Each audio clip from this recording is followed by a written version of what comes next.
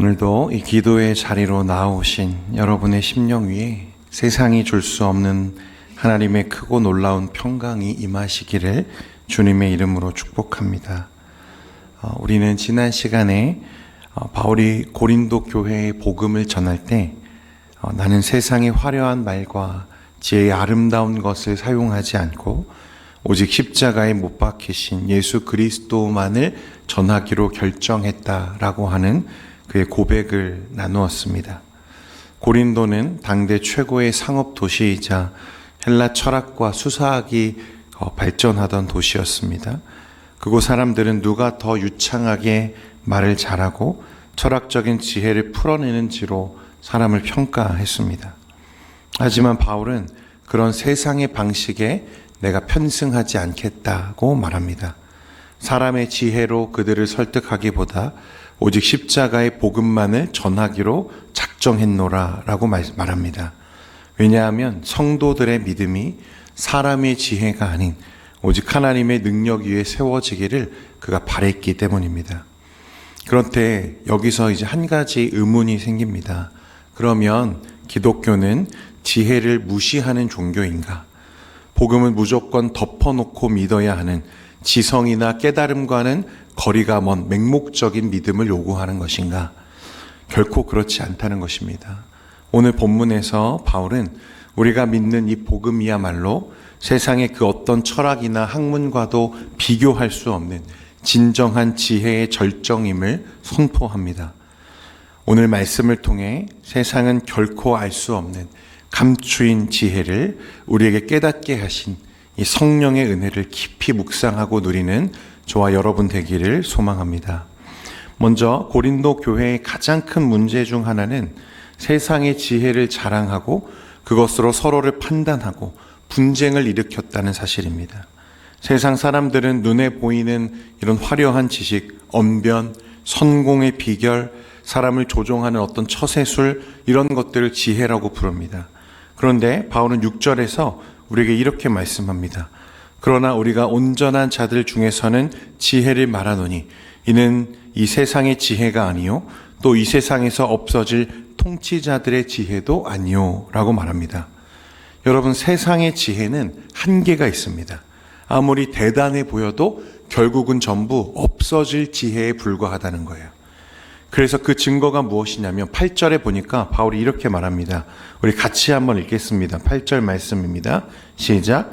이 지혜는 이 세대의 통치자들이 한 사람도 알지 못하였나니 만일 알았더라면 영광의 주를. 바울은 이 증거를 뭐라고 말하냐면 당시 세상을 호령하던 로마의 정치 권력자들, 종교 지도자들, 그리고 율법의 지식으로 무장했던 그런 사람들, 바리새인들, 그들은 당대 최고의 권력과 지식을 가진 엘리트 지식인들이었지만, 세상의 통치자들이었지만, 그러나 정작 자신들을 구원하러 오신 영광의 주님을 알아보지 못했다는 거예요. 그 높은 세상의 지혜와 지식을 가지고도 정작 진리이신 하나님이신 그분을 알아보지 못했다는 것입니다. 오히려 그분을 가장 흉악한 범죄자들에게나 주어지는 이 십자가 형벌 위에 그를 버렸다는 거예요. 치명적으로 비극적인 무지를 저질렀습니다. 이게 바로 인간의 지혜가 가진 한계이고 처절한 파산이라는 거예요. 세상의 권력과 지식으로는 결코 영적인 진리를 이해할 수 없다는 것입니다. 여러분, 오늘날 이 시대도 마찬가지죠. 우리는 인류 역사상 그 어느 때보다 찬란한 문명과 과학의 정점에 지금 서 있습니다. 손가락 하나로 전 세계의 정보를 찾아내고 받아들일 수 있고, 인공지능이 인간의 고민을 대신 해결해 주는 그런 고도로 발전된 문명 세계입니다. 하지만 성도 여러분, 한번 정직하게 생각해 보십시오. 기술이 이토록 발전해서 우리의 삶이 이전보다 훨씬 더 편리해졌는데 과연 우리의 영혼은 그만큼 평안해졌습니까? 과학이 질병을 고치고 수명을 연장하고 죽음 연장하고, 그래서 마치 우리가 죽음을 극복한 것처럼 말하고 있는 이 시대에 있지만, 여러분, 죽음 너머의 영원한 생명에 대해서 여전히 침묵하고 있지 않냐는 거예요. 기술이 사람들을 실시간으로 연결해주고 사람들은 연결해 주지만 사람들은 역설적으로 그 어느 시대보다 깊은 고독과 허물을 느끼고 있다는 것입니다. 인류가 우주를 탐사할 만큼 발전해도 정작 이 우주를 만들고 내 생명의 주관자 되시는 하나님에 대해서는 여전히 무지한 상태라는 것입니다. 그러니까 이 세상의 지혜로는 누구를 알 수 없습니까? 하나님을 알 수 없다는 거예요. 2000년 전에 똑똑하다는 통치자들이 또 율법에 정통하던 종교 지도자들이 예수님을 알아보지 못했던 것처럼 오늘날에도 사람들은 스마트폰 속 이 세상에는 지식과 기술에는 해박하면서도 나를 위해 예비된 하나님의 영광에는 그런 계획에는 늘 눈을 감고 살고 있다는 것입니다. 세상의 지식은 우리의 생활을 편리하게는 할 수 있지만 결코 우리의 영혼을 구원할 수 없다는 사실을 여러분 믿으시기를 바랍니다.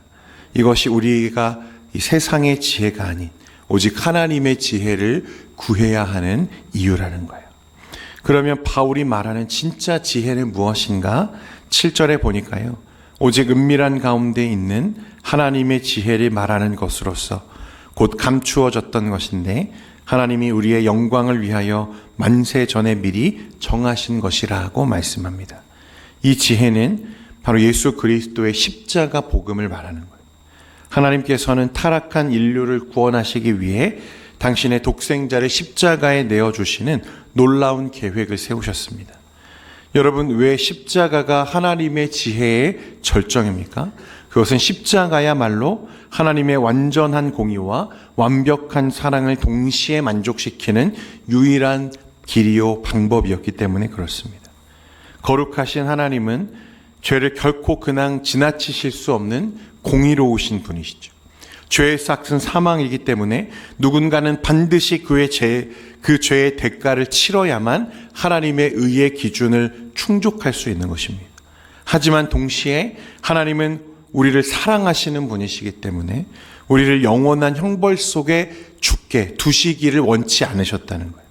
죄인을 심판해야 하는 이 공의와 죄인을 사랑하시는 그 사랑과 그래서 인간의 지혜로는 결코 양립할 수 없어 보이는 이 두 가지 하나님의 성품을 완전히 만족시킨 유일한 길은 십자가의 사랑이었다는 사실입니다.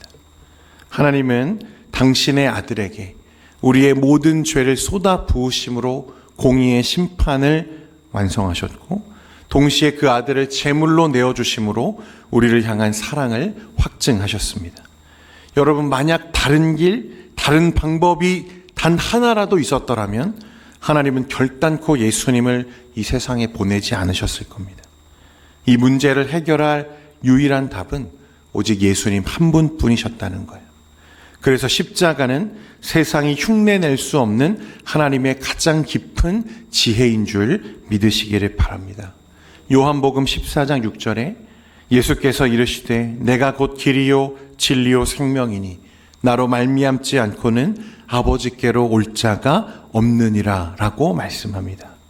이 구원의 계획은요, 창세 전부터 은밀하게 준비되었다는 거예요. 더 놀라운 것은 이 지혜가 우리의 영광을 위하여 만세 전에 이미 정해졌다는 사실입니다.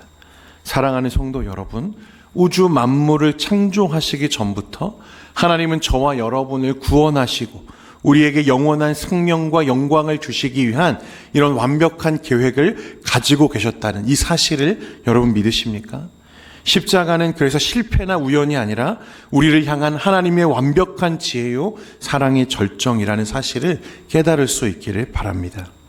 세상에 똑똑하다는 사람들도 알지 못했던 이 엄청난 우주적인 비밀을 어떻게 지금 우리가 알고 믿고 고백하고 이 새벽에 나와서 기도할 수 있는가? 우리가 그들보다 지능이 높아섭니까? 도덕적으로 더 뛰어나섭니까? 절대 아니라는 거예요. 본문 9절에 보면 바울은 이사야 선지자의 말씀을 인용하면서 이렇게 결론 내립니다.